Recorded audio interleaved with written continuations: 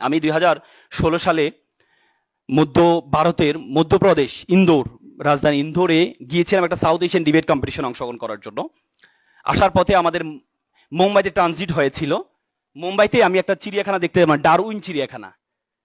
তো ডারউইন চিড়িয়াখানা আমি একটু দেখার জন্য গেলাম, দেখি যে 3টা মূর্তি, বড় বড় মূর্তি দেওয়া আছে। দেখলাম যে একটা মূর্তির 2 চোখে হাত, আরেকটা মূর্তি মুখে হাত, আরেকটা মূর্তি দেখলাম 2 কানে হাত।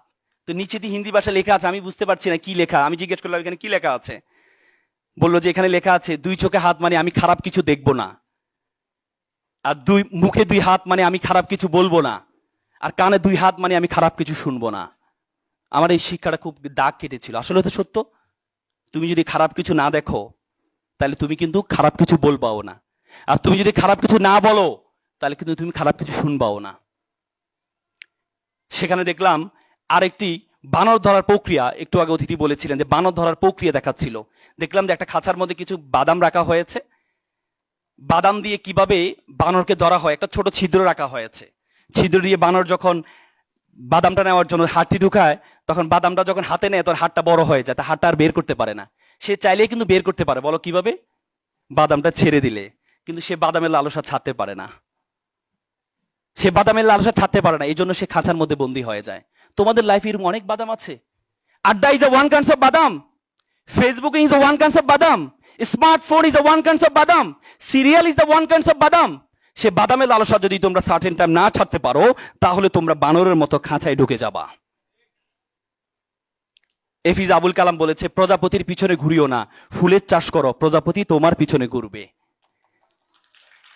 কেন প্রজাপতির পিছনে তুমি ঘুরছো? ফুলের চাষ করো, দেখবো সকল প্রজাপতি। তুমি ফেসবুকে লাইকের পিছনে ঘুরছো, বন্ধুকে মেসেজ দাও, বন্ধু একটা পোস্ট দিয়েছি তুই তো লাইক দিলি না।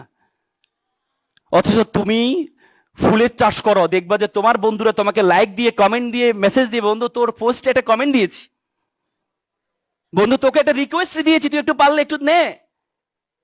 আজকে আমরা আড্ডা না দিলে আমার বন্ধুরা বলে যে এই ছেলেটা আনসোশ্যাল, ছেলেটা কোথা থেকে আসলো আমাদের ক্লাসে, আমাদের সাথে আড্ডা দেয় না, পাবজি খেলে না, এই ছেলেটা কোথা থেকে আসলো আমাদের কাছে, আনসোশ্যাল, অসামাজিক ছেলেটা। ছেড়ে দাও, ছেড়ে দাও, যোগ্যতা অর্জন করো। দেখবা যে যে বন্ধুরা তোমাকে ছেড়ে দিয়েছে এই বন্ধুরা সবাই তোমার কাছে আসবে আর তোমার সাথে একটা ছবি তুলে বলবে যে বন্ধু আমার সফল, বন্ধুর সাথে একটা ছবি। এফিজ আবুল কালাম বলেছে, আমি একটি কাঠবিড়ালি পুষেছিলাম, বড় হওয়ার পর চলে গেল। আমি একটি পাখি পুষেছিলাম, বড় হওয়ার পর চলে গেল। পরে একটি আমি গাছ রোপণ করলাম, দেখি কাঠবিড়ালি পাখি দুটি আবার ফেরত আসছে।